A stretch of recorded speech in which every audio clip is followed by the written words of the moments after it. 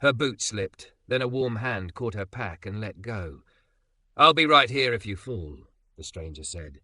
By nightfall, cameras were rolling, and she whispered, "Did you know I've been looking for a man like you?" Before we dive in, make sure to hit subscribe, tap like, and share this video. The more voices we reach, the louder these stories become. The wind came barreling off the Flatirons like it had an opinion about her. It slapped the trailhead sign so hard, the bolts groaned and kicked grit against Harper Vale's calves.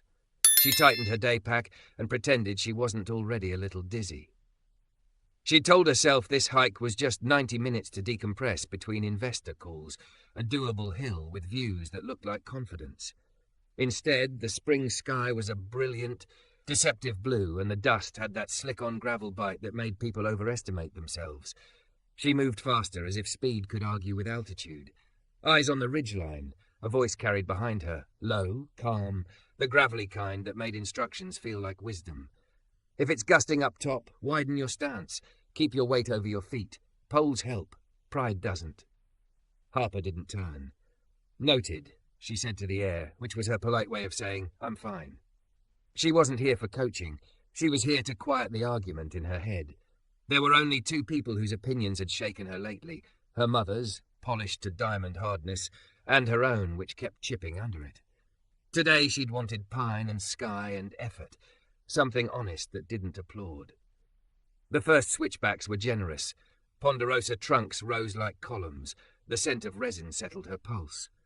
Twice her ankle flirted with a roll. Twice she caught herself on bark that bit her palm. Her phone vibrated with texts. Saturday's art benefit, left side in photos, smile with teeth, and she flicked Do Not Disturb on with a thumb that felt rebellious. "You okay?" the same voice asked, closer now, still respectfully behind. "I'm fine," she said, sharper than she meant. "Just leave me alone." A beat, then a soft, unbothered, "All right." A pause. "I'll be right here if you fall." She wanted to be annoyed. The sentence landed like a safety rope laid at her feet and walked away from. No tug, no yank, just there if needed. She kept moving. The trail carved along a rock face. Below them, Boulder was a quilt of streets and trees. Above, the ridgeline wore a bright wind like a crown. A couple posed too close to the edge while someone's hat took flight. Harper swallowed and made her steps smaller. The gust hit sideways, clean, cold, pushy. Her boots slid a half-inch. Her stomach dropped. A gloved hand brushed the back strap of her pack, steadying, not claiming, and then withdrew. "You've got it," the man said, to her left now, pace matched without crowding. Small steps, hips over heels. She made the next step on her own, then the next. When the trail widened, she let out a breath she hadn't given herself permission to take. "Do you do that for everyone?" she asked, finally looking at him. He was tall, built the way a life of lifting and running and carrying makes you built, dark skin glowing with exertion, a faded forest green jacket with a county search and rescue patch on the sleeve. His radio sat quiet on his harness. A silver ring hung from a cord against his sternum, scuffed, sentimental. The name stitched above it read Noah King. His eyes were the kind that took in everything and made judgments gently. "Mostly for the stubborn ones," he said, mouth tilting. "They're the ones worth betting on." "Professional assessment?" "Personal," he said. "But the patch helps." She laughed before she could stop herself, which annoyed her because laughter was a softness she didn't budget for. They passed a bench colonized by teenagers who pretended benches were meant for headphone concerts. Noah didn't chase them off. He angled Harper to the side, hand indicating a place out of the wind. "Listen." She did. The pine sang in the gusts, a low, resinous hum like the mountain reminding itself it was older than weather. Something in Harper's chest loosened, a knot that had been learning to be a fist. "You hike alone a lot?" he asked.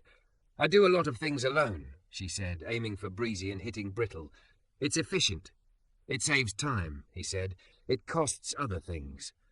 "What am I proving and to whom?" she asked, the question escaping before she could call it back. She changed the subject with a breath. "Do you always patrol this trail?" "Split shifts at Prospect Outfitters, on call for search and rescue," he said. "I'm briefing a student group. High wind days make for teachable moments." "Teachable moments," she repeated. "That's one way to sell a shove." At the next fork he slowed. The ridge cut sharp to the sky. The meadow loop curled soft through light. Your call, he said. You'll be fine either way. The ridge bites when it's playful. Today it's pushy. I can handle it, she said. Automatic, stubborn, learned. I don't doubt that, he said. No hint of condescension. Doesn't mean you have to. She hated that the sentence felt like permission she needed. She took the meadow loop. Good call. You like wild plum blossoms, he said, already turning back, his group somewhere below. How would you know that? She asked. I notice what blooms when people aren't looking, he said, then jogged downslope, radio muttering soft in his wake. Harper stepped into the gentler grade. The path held. The air remembered sweetness. White petals flashed in the brush like polite confetti. She counted her breath. In, 4, out, 5. She didn't check her email. She didn't rehearse Saturday's small talk. She practiced not falling, and when the wind tried again, practiced smiling at it like she'd learned its trick. On the way back, she saw him by the trailhead, adjusting a college kid's pack so the weight sat on hips, not shoulders. He listened with full attention that never turned into performance. When he looked up, their eyes caught. He tipped 2 fingers off his cap. She lifted a hand in thanks. They didn't speak. The wind did it for them, tugging and teasing like a friend who'd made its point. In the car, she watched the dashboard compass catch sunlight and flare. Direction is a choice, the flare said. She drove down the canyon slower than she'd climbed. By noon, her conference room was glass and espresso and projections. Harper led the debrief with crisp hands and cleaner data.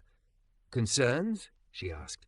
Sasha, sharp, funny, the only person at work who knew where her sore spots actually were, tilted her head.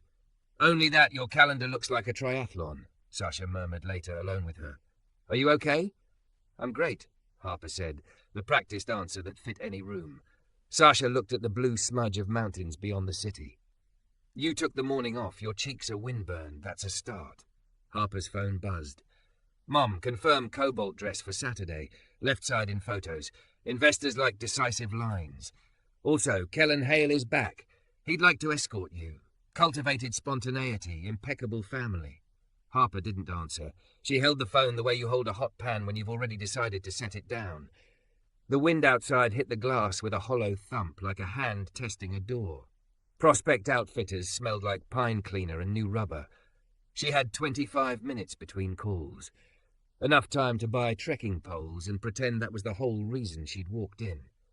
Noah knelt at the fitting stool, lacing a teenager into boots with the easy precision of a person who chose to be useful. He glanced up, recognition flickering without assumption. Hey, Meadowloop. Hey, search and rescue, she said, and then, because honesty was becoming a muscle she wanted to try, I came to buy better footing. Best decision of the day. He stood, energy compact and unshowy. Carbon is light, aluminum forgives mistakes. Aluminum, she said. I make those. Good, you'll be honest about them. He handed her 2 pairs. Hands through, then down. Let the strap carry. Save your forearms for arguments you actually want. She laughed. Do you always sound like a hiking coach and a therapist? Only charge for the first one, he said. Walk a loop. She did, clumsy at first, then finding a rhythm. A woman in her 60s approached the counter with a frayed pack, apologizing to no one and everyone.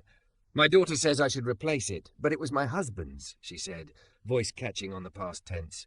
We'll make it carry better, Noah said gently. He looked to Harper. You okay demoing the 2 fingers test? I don't know what that is. Perfect, he said, like learning in public was a virtue. He set the hip belt snug and asked Harper to slide 2 fingers under the shoulder strap. Guide, don't hold, he told the woman. Your hips do the work. Shoulders just steer. Harper's fingers slid beneath the webbing. Barely. Good, he said. Walk to the end of the aisle and back. The woman did, face loosening into surprise. It doesn't dig. Bring it Friday, Noah said. I'll reinforce this seam. No charge. You do repairs? Harper asked. We do neighbours, he said, like that explained everything. He pointed to a corkboard, gear library, donate, borrow, hasty team 5K, funds medkits, navigation night free. Of all places, a voice slid in, smooth, manicured. Kellen Hale smiled like a magazine subscription, held a latte and the kind of jacket that cost more because a brand said so. Harper, he said, performing delighted. Still hiking alone? Risky. This is Noah, she said. Search and rescue. He sells good days. Kellen's handshake was quick, a courtesy printed in bulk. Impressive. Do you carry the Arix Beta? Medium, navy. Money no object. We do, Noah said, unruffled. Do you need big mountain coverage or city-to-lift lines? I can save you 400 if we answer that honestly. Kellen chuckled like a man who expected other people to laugh. I like buying once. Then buy right, Noah said, checking seam tape and pit zips, explaining breathability without ever preaching. Harper watched the two men, one trying to be seen, one trying to be useful. She knew which one she trusted with her footing. Dinner Saturday still on? Kellen asked her, the words like a glove he was holding out to be taken. We'll make an entrance. I'm working the floor, she said. I'll say hello. He masked the blink with charm. Text me. When he left, the air felt less curated. Noah packed the poles into a simple bag. You want me to cut these straps to length? I'll try them first, she said. Apparently I'm learning to like adjustments. Welcome to the club. He scribbled on a recycled gear tag and slid it across the counter. Sat 10 a.m., Central Library, Intro to Navigation. Then smaller, come as you are. She tapped the card, heartbeat doing an odd little double step. Do you always hand people metaphors on paper? Only when they fit, he said, quick smile like a secret you earn. On her way out, her phone lit. Mom again. Left side in photos. Kellen at 6:45. Appearances matter. Harper slipped the phone into her pocket. In the glass door, her reflection looked like the woman who managed other people's money and her own reputation. Inside her chest, something else was gathering. Quiet, insistent, aware of wind and weight and the feeling of a hand that steadied without taking over. She stepped onto the sidewalk, poles in one hand, gear tag in the other. The city smelled like approaching weather. A siren murmured and faded. Somewhere above, the Flatirons kept their blue line and their opinion. I'll be right here if you fall, the stranger had said. Harper walked into the afternoon, knowing two things with a certainty that didn't ask permission. She didn't like being told what to do, and she was going to see him again. The library's community room smelled like old maps and dry erase marker, the kind of honest odour that doesn't try to impress anyone. A handwritten sign on cardboard read, Intro to Navigation, free, all welcome. Plastic compasses sat in a bin like patient coins. Laminated USGS quads were stacked into neat, hopeful piles. Harper almost turned around because she didn't come to rooms like this unless there were name tags and donors and carefully arranged flowers. Then Noah lifted his head from a table and caught her eye. That small, grounded recognition tugged her forward like gravity done right. Welcome, he said to the gathered mix of teens, retirees, and a couple still wearing lift tickets on their jackets. He wore a forest green fleece with the same patch as the day before, his radio muted at his hip. This is not a toughness contest. This is a get-home-on-purpose workshop. If you like being the least lost person in your friend group, you'll like today. Soft laughter loosened the room. Harper wrote Harper Vale on the sign-in sheet, surprised by the way her handwriting steadied on the second name. Noah held up a baseplate compass. 3 parts, he said. Housing, baseplate, needle. Red goes in the shed, always. If you remember nothing else, remember that. He made the world simple without making it small. They learned to line edges with destinations, to rotate the housing until tick marks married the map's north lines, to move their bodies so the wary little needle settled between parallel bars. On her first try, Harper drifted. On her second, the lines clicked, and something in her chest clicked with them. Noah's quick nod was a high five without the sting of palm against palm. We'll take it outside, he said. Partners for a mini-course in Central Park. If you came alone, congratulations. You get to make a friend. The numbers made one odd. She ended up beside him. Looks like we're buddies, he said, eyes bright with the kind of humour that doesn't need an audience.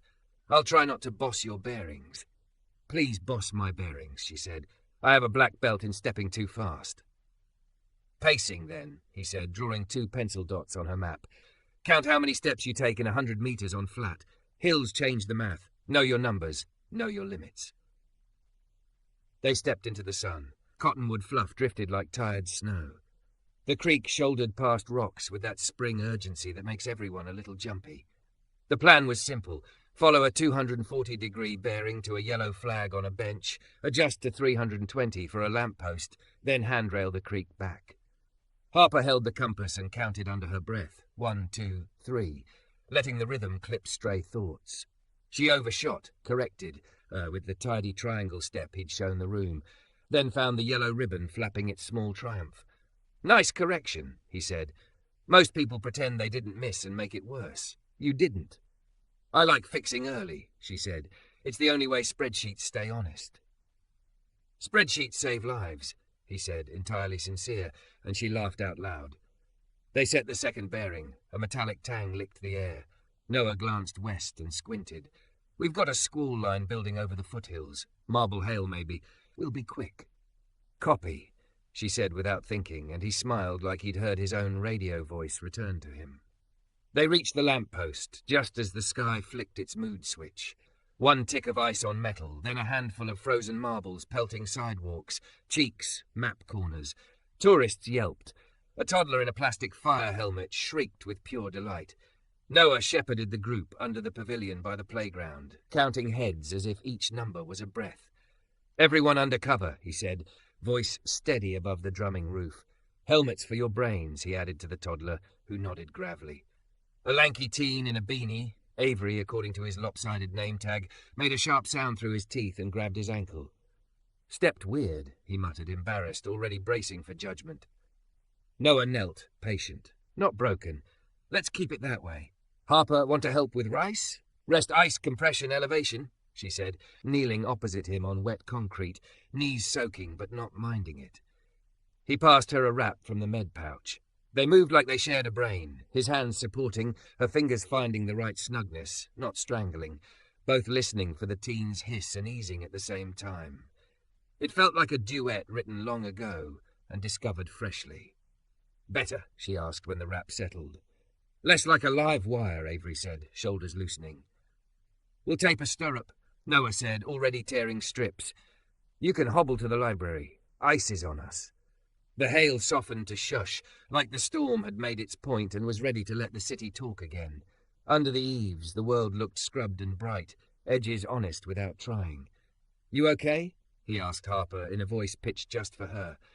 "I like weather with opinions," she said, arms wrapped around herself, laughing at the shiver. "I don't love photo calls with instructions." His mouth crooked. "Left side is whatever side you're lightest on. My mother says it reads decisive. My grandmother says if your pockets are big enough to hold a wrench, you can ignore anyone's notes. She sounds perfect." "She's a menace," he said, tapping the silver ring on the cord. "Ruth King. This was my grandfather's. He taught shop at East High. I wear it when I want to remember not to cut corners." "You really don't," Harper said, thinking of a stranger's pack seam he'd promised to reinforce, the way he'd angled her out of the wind, the corkboard full of small, necessary invitations. He shrugged. "Corners cut people." Mr. Patel produced a bag of ice and a heroic stack of children's books to elevate Avery's ankle on a library chair. Noah filled out a small incident card with tidy block letters that looked like they trusted paper to matter. The room settled into that post-storm hush where every throat clears at once and the creek outside talks louder. "Last concept," he told the class. "Attack points. Don't aim at a tiny target across open terrain. Aim for a big, obvious feature near it, then make your careful approach." "Don't chase a perfect metric across noise," Harper murmured, more to herself than to the room. "Anchor to something real, then refine." He glanced over, pleased. "Exactly." When they dismissed, he handed her back the laminated map. He'd penciled a small north arrow near the margin, and underneath wrote, "You choose." His letters neat enough to make her feel seen, but not inspected. "Is that part of the curriculum?" she asked, cheeks warming despite the chill hanging in the doorway. "Only for the stubborn ones," he said, soft smile that flashed and vanished. "You going to your benefit tonight?" "Do you attend benefits?" "Sometimes we staff first aid tables," he said. "Tonight I'm fixing someone's porch light and eating illegal portions of peach cobbler at my grandmother's." He tipped his head toward the door. "If you need a post-benefit detox, we walk Pearl Street after storms. Cracks talk loud when the city's rinsed clean. You can hear what you can't inside chandeliers." "That sounds like a dare. It's an invitation," he said. "If you fall off your heels, I'll be right there." She rolled her eyes at the callback even as the words landed with maddening sweetness. "Text me a time. I may be late. Left side photos take forever." Text if you need an extraction, he said, and she couldn't tell if he was kidding or already plotting a rope and a polite excuse. She stepped into slushy light with a map tucked under her arm and a small arrow heavy as a decision. Her day pulled at her like many small hands, email threads, line items, a mother who measured elegance in angles. Somewhere behind her, a teen breathed easier because compression felt like relief instead of punishment. Somewhere ahead, a room would ask her to turn herself into an agreeable rectangle. The wind, now an honest breeze, threaded her hair and tugged her mouth into an unguarded smile. Evening draped itself over the Denver Art Museum like a pressed suit. Valets made doors perform. Glass held light like a promise. In a backstage mirror, Harper's black sheath read as sober instead of severe. She'd chosen it on purpose. Sasha tightened her mic and slid a small wicked flask into Harper's clutch with ceremony. "For science," Sasha said, "and for your face when Kellen says optics." "My face will be a museum of restraint," Harper said. Her phone buzzed. "Unknown number, local area code. Hope the halls are kind after storms. If you need air, listen for the creak. No expectations. Just no falling tonight." She stared at the text long enough to see her own expression shift in the mirror, some mix of gratitude and terror that looked really, really alive. She typed, "Thanks." Pockets appreciated, then didn't press send. The message hummed inside her anyway. They stepped into applause. Kellen appeared with a bouquet meant to match someone's lilies. Of course it did. He kissed the air near her cheek and placed a guiding hand at her elbow, the way men learn in rooms that teach choreography without calling it that. "We're up front after the paddle raise," he murmured. "I'll fetch the lights crew." "You fetch, I'll follow," she said, which was a lie she'd chosen to buy herself 30 seconds alone. Up in the mezzanine, student work hung in a line that made her heart into a fist again. Block prints of buses and hands, a portrait of a grandmother with lines like rivers. An ink drawing titled Handrail by A. Kim showed a creek with a dotted line that didn't aim straight at the bridge, just as she'd learned, just as her body remembered from the hail. Harper pressed her lips together and let herself feel it.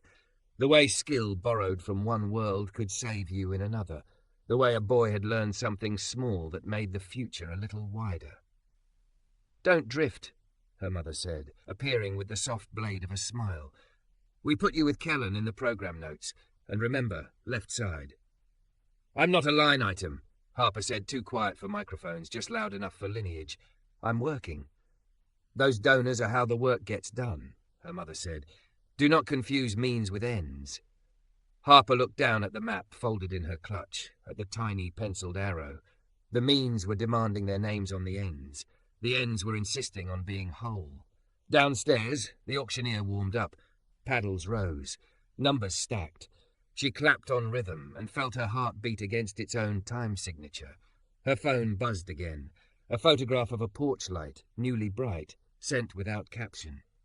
She breathed, and the world tilted a fraction toward bearable. Kellen reappeared with 2 flutes, guiding her toward a cluster of pearls and questions with the ease of a person accustomed to controlling the air around him. "Public-private partnerships," he said as the MC beckoned. "We'll keep it cheerful." "We'll keep it honest," she said.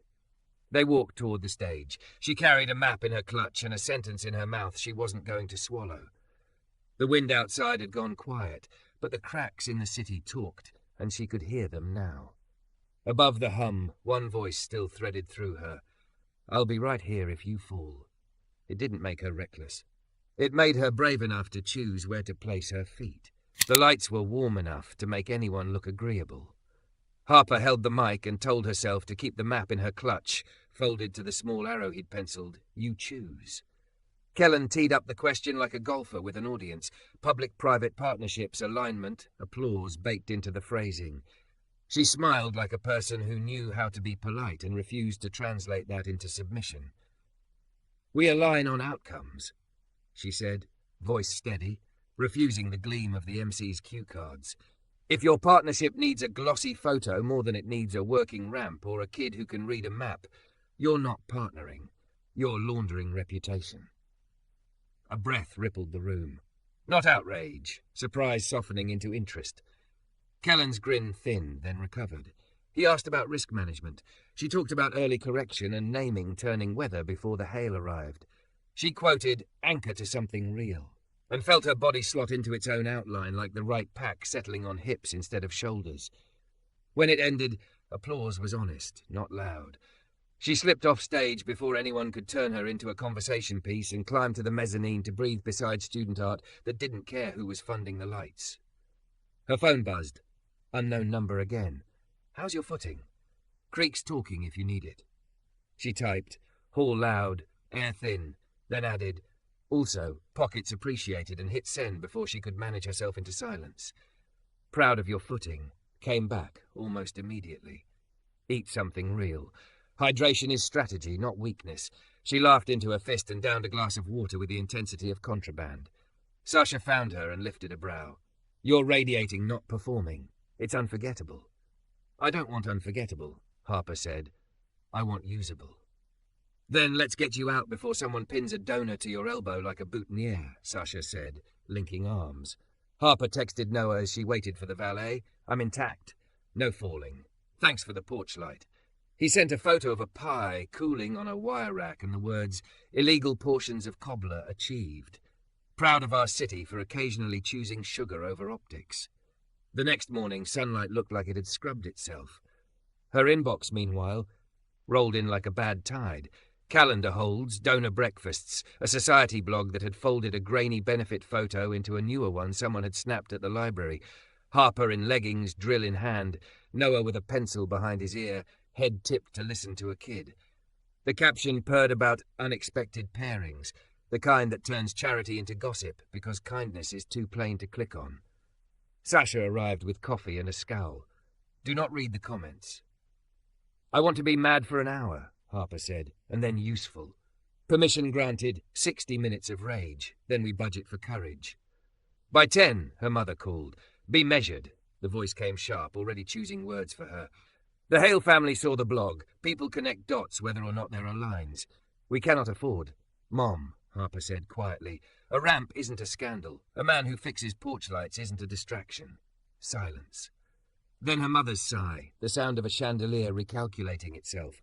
"Be careful," Victoria said at last. "Appearances are not ends," Harper finished. "They're means. I'll be careful with what matters." Across town, Prospect Outfitter's bell chimed. Tessa, the assistant manager, spun her phone to Noah. "You're famous," she said, tone half teasing, half bracing. "If it gets weird, I can yank the store tag." "It always gets weird," he said evenly. "Don't feed them." A man in a golf pullover arrived, all smirk and entitlement. "You're the rescue guy?" he said. "Good PR move, that ramp thing. My club loves those stories." He flicked a grin. "That woman in the photo, Vale, right? Bold. Not your lane." "My lane is care," Noah said, pulse steady. "It's a highway, no toll booths." The man wanted a top-tier hydration vest. Money no object. Noah brought 2 that would actually be worn and sold him the one he'd return with a thank you, not a complaint. When the door chimed shut again, he leaned on the counter and exhaled once, quiet. "You okay?" Tessa asked. "I hate the idea of Harper paying for my principles," he said. His radio crackled before she could answer. "Dispatch, hasty team request, twisted knee on Mesa Trail, weather clear, patient stable." Noah grabbed the med kit. To Tessa, "Cover for me." To the radio, "King, copy, 10 out." Harper walked loops of Civic Center until her breath respected her. Kids laughed on the amphitheater steps. Someone rehearsed an aria that made strangers look up. She texted, "People are loud today. You safe?" Patient smiling. "So yes," he sent, and something inside her unclenched.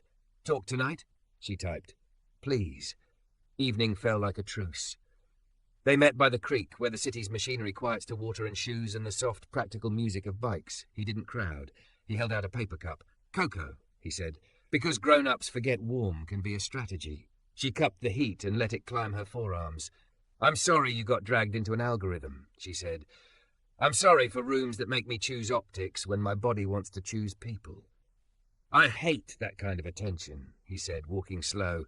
"Not because of shyness, because it flattens living things into labels."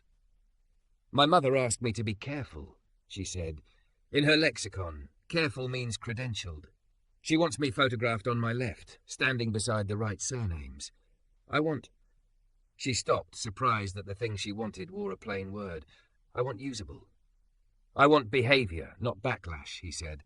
"No performative hand-holding to prove points. No hiding so someone else's story stays smooth. Hand in hand when we feel like it. Separate cars when we don't. No disappearing when the internet invents a narrative. No using each other as cover, she said. If a donor asks something ugly, I answer it without turning you into an illustrative casualty.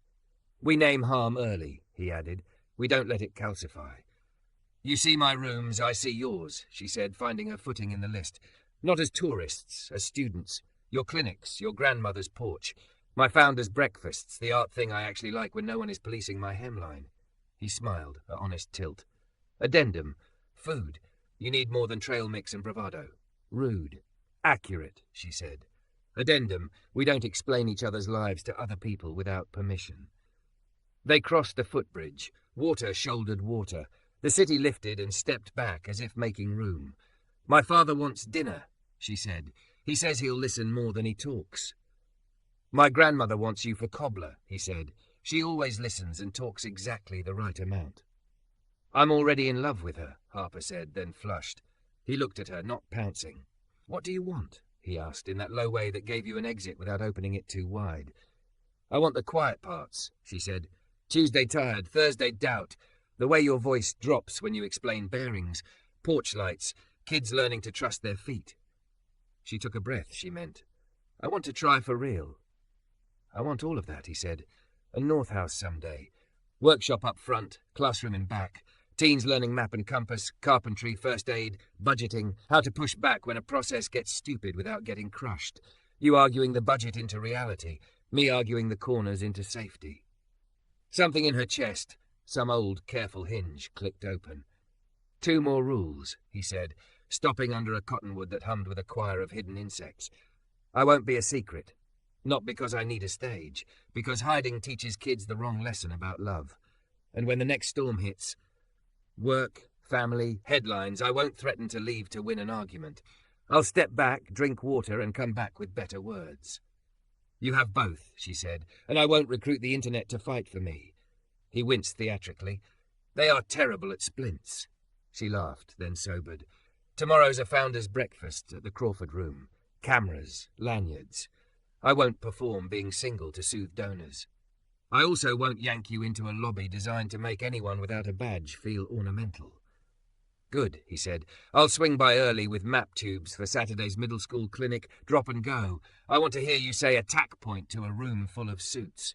You're a menace, she said. Menace by invitation, he said. 9:45? 10, she negotiated, smiling. They walked back to the neighborhood in an ease that would have scared her 2 days ago. On Ruth King's porch, the wind chime made from mismatched flatware sang its warbly hymn. Ruth opened the door before they could knock, cane in one hand, mischief in the other. You the Harper who keeps my grandson's calendar interesting? She asked, eyeing Harper the way some people read weather. I'm the Harper who learns bearings slowly, she said. But I brought stubbornness and a willingness to eat cobbler if it advances the plot. Sit, Ruth said, delighted. Eat. Say what you mean. Anyone who does all 3 gets a second helping. They did. Cobbler, soup, the sacred domesticity of spoons on bowls while stories braided themselves into belonging. When Harper stood to leave, Ruth took her hands with a grip that announced residencies in every room she'd ever entered. I don't care about magazines, Ruth said, clear-eyed. I care what his eyes look like at breakfast. Today they looked rested. If you contributed to that, you're welcome here. If you didn't, I will outlive you out of spite. Yes, ma'am, Harper said, blinking too fast to be cool. I hear you. Outside, the night held her the way a well-fitted pack holds weight, distributed honest, no chafing where performance used to rub raw. At her car, Noah touched her free hand, quick, warm, consent like a built-in step. Text when you're in. I will, she said. Thank you for choosing behavior, not backlash. Thank you for choosing people, not optics, he said. She drove through a city that had stopped pretending to be anything but itself. And at a red light, she opened the map in her clutch. The tiny arrow in pencil looked back, ordinary as a tool. She traced it with a thumb and felt the quiet click of a bearing aligning. Morning put on its best manners at Union Station and still felt like it was judging everyone. The Crawford Room shone with historic wood and tasteful flowers, lanyards multiplied on a table like a polite disease. Harper signed in, smoothed her black sheath with a palm, and told herself the map folded in her clutch wasn't superstitious, just a tool with a north arrow and a sentence she could live inside. You choose. 9:48. Noah's text blinked. In the lobby with map tubes for Saturday's clinic. Drop and go. Want to hear you say attack point to a room of suits. 2 minutes, she wrote, and took the back stairs because elevators felt like agreements she hadn't negotiated. The marble lobby was all echo and light. Noah stood near a column, forest green fleece, map tube tucked under one arm, talking to a security guard whose posture was 90% policy and 10% apology. Vendors use the freight entrance? The guard said, pointing past a velvet rope. I'm not delivering room service, Noah said, voice calm even. I'm dropping maps for a public school clinic that your donors paid for. A second guard joined, hand near his radio. Sir, without credentials, we can't accept the item. Kellen arrived on cue, sliding from the elevator like a solution with hair. It's a locked event, he told the guards, megaphone voice in a quiet room. Maintenance is around back. Harper crossed the last 5 steps fast. He's with me, she said, putting herself between Noah and a procedure dressed as a person. He's dropping materials for Saturday's kids. 1 minute. The first guard's eyes flicked to Kellen's badge, then to Harper's, then to Noah's empty lapel, weighing surname against story. A bystander lifted a phone to film the tableau. Well-dressed woman, black man with a tube, uniform, velvet rope. Harper's stomach went cold with a familiar, ugly knowledge. Noah's radio crackled so loud it startled the lobby.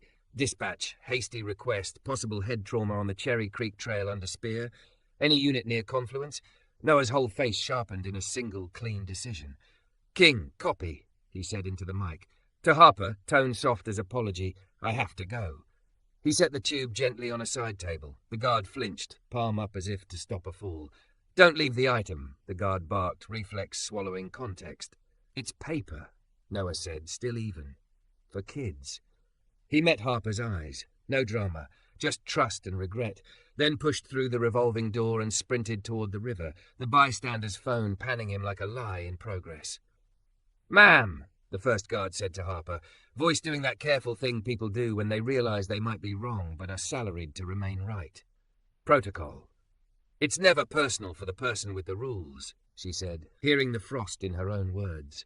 She tucked the tube under her arm. This belongs upstairs. Kellen lifted his hands like a peacemaker auditioning for sainthood. We can smooth this later, he murmured, and somehow made later sound like never. Sasha's voice crackled in Harper's earpiece. Mic check. They're calling you. Harper climbed. On the 3rd stair, she looked back and saw a small fugitive thing on the guard's face. Regret, maybe, and on Kellen's, the quick satisfaction of someone whose world had behaved for him. She kept walking. On stage, the lights warmed her into glossy docility. She held the mic and the map's small arrow inside one hand like a talisman. Kellen asked about alignment, in a tone that assumed there would be nothing to align against, but inefficiency. We align on outcomes, she said, and her voice didn't shake. If your partnership needs a glossy photo more than it needs a working ramp or a kid who can read a map, you're not partnering. You're laundering reputation. A hush like a held breath. Then the room's temperature shifted, surprise loosening into attention. Kellen pivoted to managing noise. Harper talked about early correction, about naming turning weather before the hail arrives, about the difference between safety and optics. She said, attack point into a microphone. The phrase felt like a small rebellion that made sense. Applause.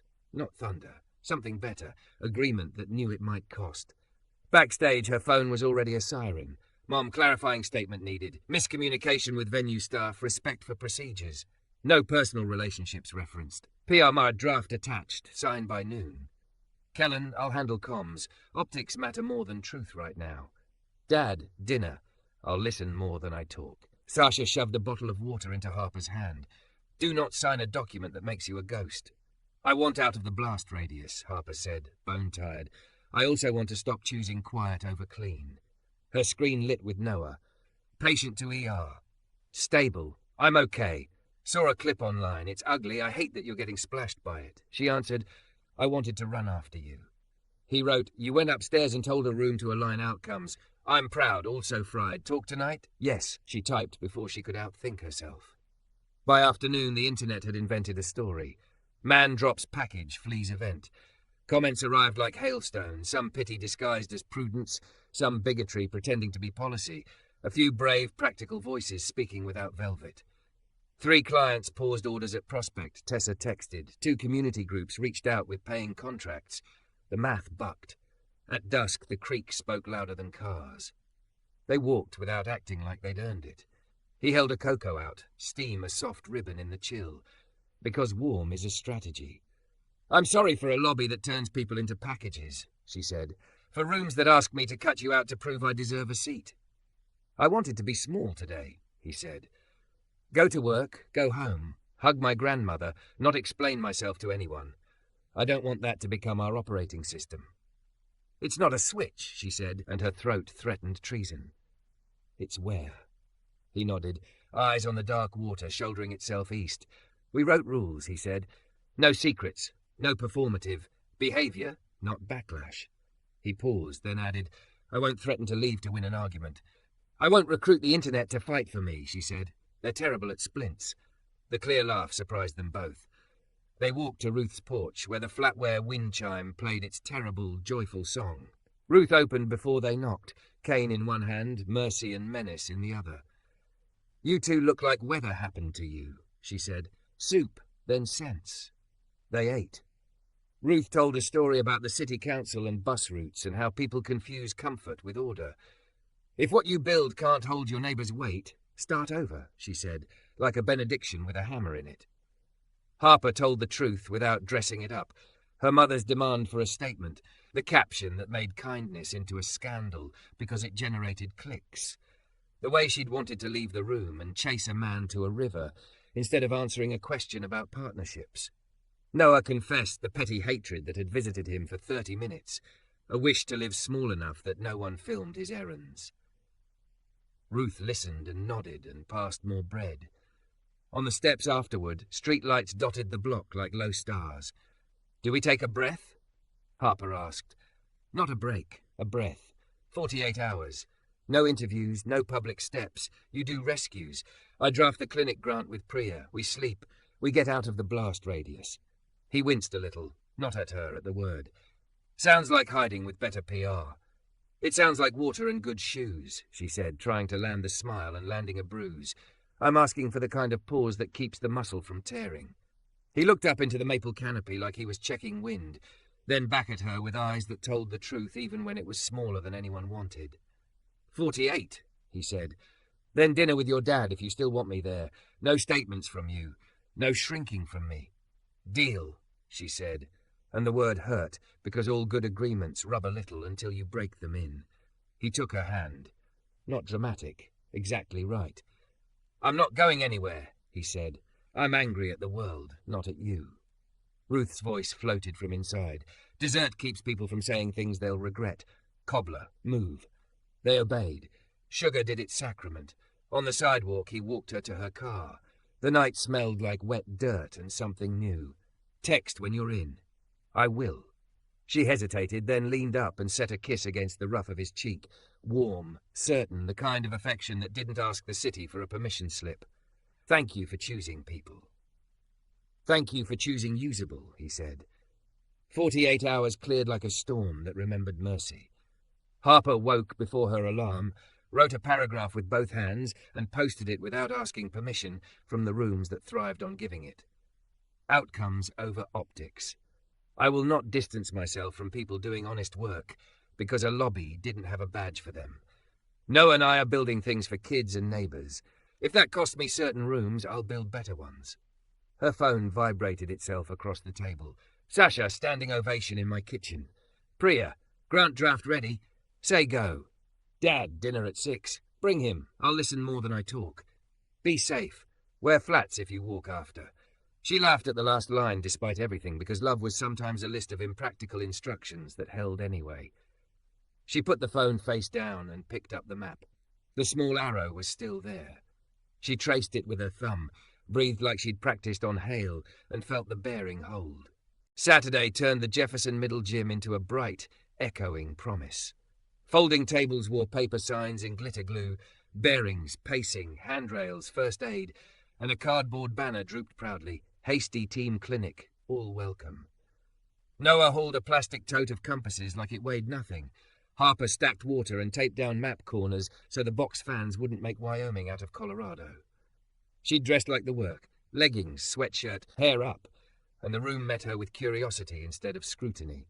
When the first wave of kids poured in, laughing, jostling, all elbows and questions, she felt something inside her click to the right gear. Red in the shed, she told a girl with shy eyes, lining the needle with the housing. Always. See? The world makes more sense when north is north. The girl tried again, cheeks lifting. At the pacing station, Harper counted with a lanky boy who kept skipping on sevens. By the third run, he landed a clean 100 meters and threw his hands up like he'd stuck a landing at state. Noah moved through it all like a conductor who preferred the orchestra to the applause, adjusting a wrist strap here, kneeling to tie a shoe there, listening like every question contained a better version of the day. Avery limped in with a brace and a grin. "Back for my redemption arc," he said. Harper bumped elbows with him. "Attack point masterclass," she promised, then watched him trace a route that skirted chaos to find the obvious tree at the edge of the court. "Don't aim at tiny across open," he recited. "Aim at big, then sneak in smart." Mr. Patel from the library arrived with a box of donated granola bars and a laugh that made every adult in the room stand a half-inch taller. Tessa dropped off a duffel of borrowed packs from the gear library and left a note. "They're yours for the week. Pay me in outcomes." Near noon, a sixth grader misjudged a pivot and yelped. Harper was at his side before he could armor up with embarrassment. "We've got you," she said, voice even, hands sure. "Rest, ice, compression, elevation." She rapped without strangling, elevated without fuss, and heard Noah's quick, nice work like a private medal pinned inside her ribs. The boy breathed easier, surprise loosening his mouth. "It doesn't hurt like fireworks anymore," he said. "More like, I don't know, a light bulb that flickered and then decided to chill." Harper grinned. "We like chill bulbs." Halfway through clean-up, her father hovered in the doorway like a man who'd wandered into the wrong ceremony and found the right one. No entourage, no tie, just a windbreaker that tried and failed not to look expensive. He watched Harper show a grandmother how to adjust a hip belt. He watched Noah staple sign-up sheets and thank a janitor by name. When the last map rolled, he stepped forward. "I was early for dinner," he said, sheepish in a way she'd never seen. "Thought I'd see the thing you keep describing." His gaze flicked to Noah. "Mr. King, I'm Richard Vale. Thank you for returning people to their people." "Call me Noah," Noah said, offering a clean handshake that didn't compete. "And thank you for coming where the work is, not just where the photos are." Richard's mouth did an almost smile. "That's fair." He cleared his throat. "Shall we?" They chose Ruth's kitchen instead of a room with a dessert cart. Ruth greeted Richard like she greeted weather, measuring pressure, deciding whether it was good for the crops. "You a man who can eat and listen at the same time?" she asked. "Because I have soup, and these two have sentences." Richard sat. They ate. Harper told him what the clinic cost and what it returned, line items and breath regained. Noah described North House without romance. Workshop in front, classroom in back. Elders and young leaders teaching care as a trade. Kids leaving with skills that pay in a way of standing that won't break in a wind. Richard set his spoon down like a gavel used for mercy. "I don't negotiate with ultimatums," he said, looking at his daughter, then at Noah. "I do respond to outcomes. I'll seed the first year, quietly. No wing in my name. 3 conditions. Your budget balances without hope as a line item. You publish the curriculum under a Creative Commons license. You let my foundation's accountant try to poke holes before the world does." Ruth cackled. "We accept money that behaves," she said. Noah's jaw worked once, then settled. "We accept," he said. Harper reached under the table, found Noah's hand, squeezed. Victoria arrived late and wary, climbed the steps with her heels in her hand to save the porch paint. She stood in the doorway and looked like a woman who'd lost a battle with herself and chosen not to show it. "Be safe," she told Harper. "Wear flats if you walk after." Then, to Noah, almost a bow. "I was wrong to call you a distraction." He didn't make her pay interest. "We'll build something that makes that sentence ordinary," he said. She nodded, relief moving through her like the risk she'd taken had finally cashed out. Dusk put a hand on the neighborhood's shoulder. Kids practiced ollies under a streetlight. Somewhere a radio argued with a frying pan. Harper and Noah carried the folding tables back to the van in an easy silence that felt like music without a chorus. At the curb, he touched the silver ring through his shirt, the gesture automatic and anchoring. "I have one more delivery," he said. "You want to end your week where it started?" She knew before he said it. The trail, the ridge line, the wind that had tried to run the show. They parked at the base of the same hill that had convinced her she could spreadsheet her way out of gravity. Twilight thinned to a blue that made edges honest. They climbed without hurrying. The bench where teenagers had held court was empty now, smelling faintly of sugar and rain. Up near the rock face, the gusts practiced manners. Farther up, the ridge wore a darker ribbon of wind. Harper stopped where the path tightened, put her weight where Noah had taught her to put it, and felt the earth answer with a steadiness she trusted. "Do you remember what you said?" she asked, breath making a small ghost. "At the switchback." "I said I'd be right here if you fall," he said, with that soft humour that never once turned into indulgence. She stepped, then another, then stood with him where the view unfurled Boulder like a patient map. He didn't crowd. He didn't narrate. He let the old promise rest between them like a beam they'd both tested. She turned to him, all the rooms she'd been trained to manage going quiet behind her ribs. "Did you know I've been looking for a man like you?" she whispered. Not a performance, not a line, just the truth in the size it wanted to be said. He closed his eyes once, as if absorbing impact, then opened them steady. "I've been looking for this version of me," he said, "the one who doesn't have to choose between useful and loved." The kiss they shared wasn't cinematic, it was calibration. Warm, careful, consent like rails under the train of it. When they broke, she laughed a little helplessly, the sound a new thing she liked. "What's our attack point?" she asked, swiping her thumb under one eye because feelings are leaky. "Big features," he said, looking out. "Kids who know north by feel, neighbours with ramps and porch lights that work, a building with sawdust that smells like church. You and me choosing behaviour when headlines try to hire us as actors." "And the careful approach?" she asked. "We walk it," he said, "hand in hand when we feel like it. Separate cars when we don't. Food, sleep, no secrets, early corrections, and when the weather turns, we remember we own jackets." They descended in a blue that kept almost forgetting to be night. At the trailhead, a kid had stuck a flyer to the sign with unruly tape. "Hasty 5K, no medals, lots of high fives." Harper traced the crooked border with a fingertip and felt joy land like good weight on strong hips. Her phone buzzed. "Grant shipped," I cried in the subject line. "Mr. Patel, the kids asked when the next clinic is. Tessa put outcomes over optics above the register. Ruth, bring containers. You're taking Cobbler home." They drove to her father's for dinner and found the table set with restraint and room. Questions came like weather fronts. Answers moved like water around rock. When they left, Richard hugged his daughter with a care he hadn't practiced enough and shook Noah's hand like a vote counted in public. Outside, the air smelled like rain considering its options. At Harper's place, she propped the map against a bowl on the kitchen counter and penciled a small, ordinary arrow near the margin. "North House," she wrote beside it, then added a date and a word only the two of them would immediately translate. Soon. Noah set the tote of compasses by the door for next time. He touched the ring at his chest and then the page, as if giving both the same vow.